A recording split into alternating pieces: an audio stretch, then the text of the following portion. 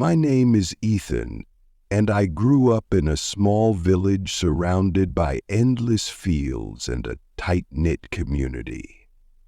I've always enjoyed working with my hands, which is why I became a carpenter. My days were spent crafting furniture for my neighbors, tables, chairs, and whatever else they needed. It was fulfilling work, but deep down, I had always dreamed of exploring the world beyond our village.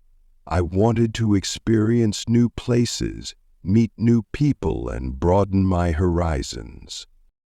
One summer morning, as I was sanding down the edges of a wooden cabinet, a letter arrived.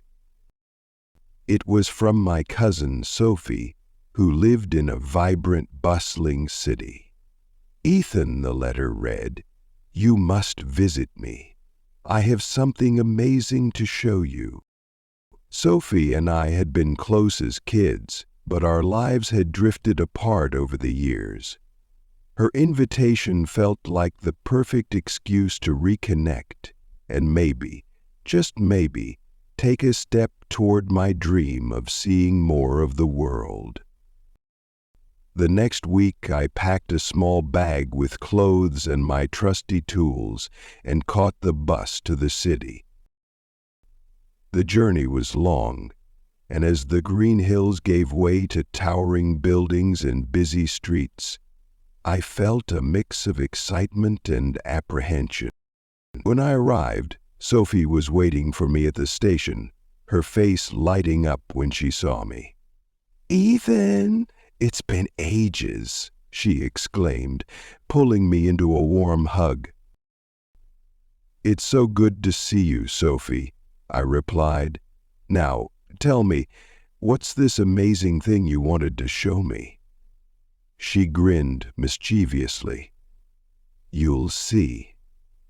Come with me." She led me through the crowded streets to a large, welcoming building with a sign that read Neighborhood Hub. Inside, the atmosphere buzzed with energy. People of all ages were learning new skills, from painting to cooking. Sophie explained that the center helped people find jobs, develop skills, and build a stronger community. "This is where I work," she said proudly. She introduced me to Mr. Carter, the director of the center. A kind man with a firm handshake. "Sophie tells me you're a skilled carpenter," Mr. Carter said. "We could really use someone like you. Would you be willing to teach carpentry or help us build some furniture for the hub?" I hesitated for only a moment. Teaching others wasn't something I had done before, but the idea intrigued me. "I'd be happy to help," I said. Over the next few weeks, I taught a group of people how to make tables and chairs. At first, some of them struggled to even hold a hammer properly, but with patience and practice, they began to improve. Seeing their pride in their work filled me with a sense of accomplishment I hadn't felt before. One evening, after a long day of teaching, Sophie and I sat on the rooftop of her apartment, eating takeout and reminiscing about our childhood. "You've always been so talented," she said. "I remember how you used to carve toys out of wood for all the neighborhood kids." "I've always loved working with my hands," I admitted, "but I've always wanted to travel, to see new places. I just never thought I'd get the chance." Sophie smiled.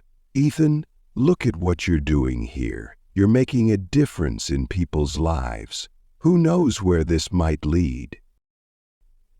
Her words stayed with me, and they felt prophetic when Mr. Carter approached me the next day with a new project. "We're building a playground for the children in the neighborhood," he said. "Would you help us?" I jumped at the opportunity. Designing swings, slides, and climbing frames was unlike anything I had done before, but it was a challenge I eagerly embraced. The children watched us work with wide eyes, their excitement growing as the structures began to take shape. When the playground was finally complete, the entire neighborhood gathered for the opening ceremony. Sophie gave a heartfelt speech, thanking everyone involved and highlighting my contributions. When she called my name, I felt a wave of pride unlike anything I'd experienced before. Watching the children laugh and play on the equipment we'd built was a moment I would never forget. After the ceremony, a young boy named Leo approached me. "Thank you, Mr. Ethan," he said shyly. "This is the best playground ever." His words warmed my heart. It was a simple yet profound reminder of the impact one person's work can have on others. As time went on, I became more involved with the center. I taught more classes, built more furniture, and helped organize events. The hub became my second home, and its people became like family. One day, Mr. Carter called a meeting. "We've been invited to help a community center in another city," he announced.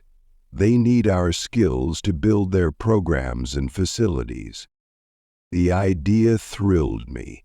Not only would I get to travel, but I'd also continue doing the work I loved. I packed my tools once more and joined the team on the journey. The new city was just as vibrant as the first, and the work was equally rewarding. We spent weeks building furniture, teaching classes, and constructing a new playground. The people we worked with were kind and eager to learn. One evening, as we sat around a campfire, a young woman named Elena said, "Ethan, you've taught us so much more than carpentry. You've shown us how to believe in ourselves and our ability to make a difference." Her words humbled me. I realized my journey wasn't just about fulfilling my dream of traveling. It was about building connections and leaving a positive mark wherever I went.